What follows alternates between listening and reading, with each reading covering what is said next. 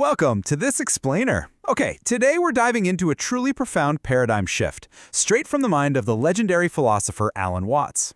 Now, have you ever caught yourself wondering why treating modern life like this relentless, never-ending rat race leaves us feeling, well, so utterly unfulfilled? Like we're constantly chasing a horizon that we can just never actually reach? Well, we're going to break down exactly why that happens, and more importantly, how we can completely flip our perspective. We're going straight to the source material today to unpack Watt's brilliant take on human existence. So get ready to look at your daily grind in a completely new light. So, let me ask you a question. Why do we say you play the piano rather than work the piano? You know, it seems like just a simple trick of the English language, right? But Watts actually argues it points to something absolutely fundamental about reality itself. The core idea here is that existence, the whole physical universe around us, is inherently playful. Just think about that for a second. There's literally no absolute necessity for it to be here. The universe isn't rushing to get anywhere. It doesn't have some final, ultimate destination that it simply must arrive at to be considered a success.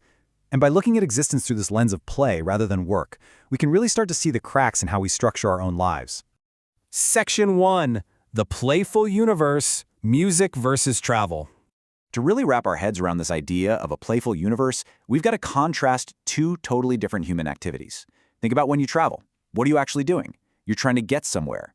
The entire point of the trip is the destination. You endure the stressful airport, the terrible traffic, being squished into the middle seat on a plane, all just so you can finally arrive. But now, think about music.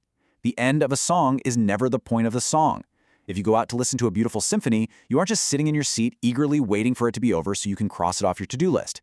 The joy, the whole actual purpose, is the listening itself, as it unfolds in real time. Watts points out the total absurdity of this with a great quote. He says, if that were so, the best conductors would be those who played fastest. I mean, can you imagine? You buy these super expensive tickets to the Philharmonic, the conductor steps up, furiously waves his baton, and the orchestra just rips through Beethoven's Ninth Symphony in like 4.5 minutes flat. You wouldn't applaud, you'd demand your money back. Literally no one wants a conductor who just rushes to finish the job. It's a hilarious image, but it perfectly hits the nail on the head regarding how ridiculous it is to apply destination-driven logic to something that is meant to be experienced. Because if we actually treated music and art the way we treat our life goals, we'd have a completely absurd art world.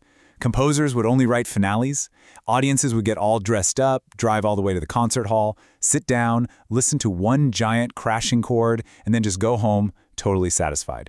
Or, hey, think about dancing. If you go out dancing, you don't pick out a particular spot in the room and think, aha, I must arrive at that specific floor tile next to the speaker and then my dance will be a success. No way. The whole point of the dancing is the dance itself. It's the movement, the rhythm, being in the present moment. It has absolutely nothing to do with where you end up on the floor. Which brings us to Section 2, the Education Assembly Line.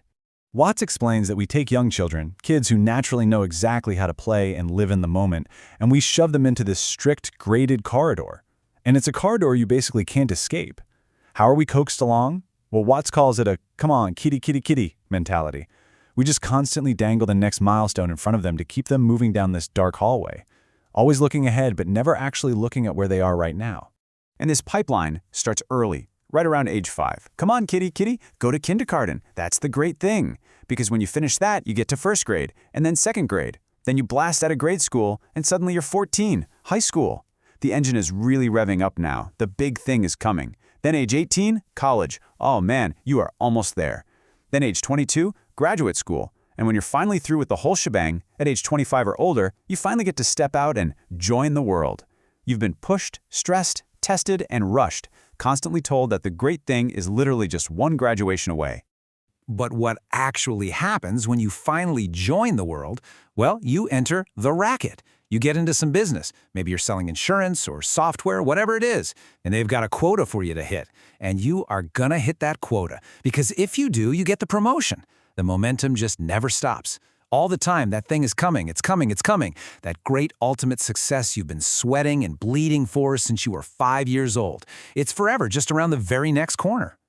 And that leads right into Section 3, the Great Retirement Trap. So, after decades of sprinting down that graded corridor and desperately chasing those quotas, we finally hit the wall of reality. You wake up one day, you're 40 years old, and you look around. You've got the job, the house, the degree. You think, my God, I've arrived. I'm here. I finally made it to the destination. But then, this chilling realization starts to set in. You don't feel very different from what you always felt. The heavens didn't suddenly open up, a choir didn't start singing. That ultimate destination you sacrificed your entire present moment for, it feels suspiciously like just an ordinary Tuesday. So what does society tell us to do when that milestone feels totally empty? They tell us to live to retire. The illusion just keeps going. We're told, no, wait, you haven't reached the real destination yet. Put your savings away. Endure the grind for another 25 years. Just keep your head down. The actual reward, the true success, that's retirement. We are basically taught to completely ignore the music playing today, all so we can supposedly afford a ticket to a concert decades in the future.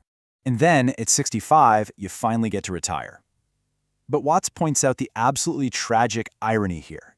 By the time a lot of people reach 65, after a literal lifetime of relentless stress and delayed gratification, they just don't have any energy left. They're completely depleted. In Watts' rather blunt terms from the source material, they are more or less impotent, and they go and rot in a senior citizens community. They saved up all of their capacity for joy for a time when they no longer have the physical or mental vitality to actually experience it. So, you see, the grand illusion is thinking of life as a journey, treating it like a serious pilgrimage with this monumental purpose waiting for you at the end, whether that end is financial success, retirement, or even heaven after you die. The tragedy is that by focusing only on the ending, we completely cheated ourselves the entire way down the line. Because the reality, life was never a journey to begin with. It was always a musical thing, and we just missed the point the whole way along. Watts said you were supposed to sing or to dance while the music was being played. Not when the song is finally over, not when you retire, right now. So I have to ask you, are you just rushing blindly down the corridor, desperately waiting for the finale? Or are you actually listening to the notes of your life today? The music is playing right now. Are you dancing? Thanks for joining me on this explainer, and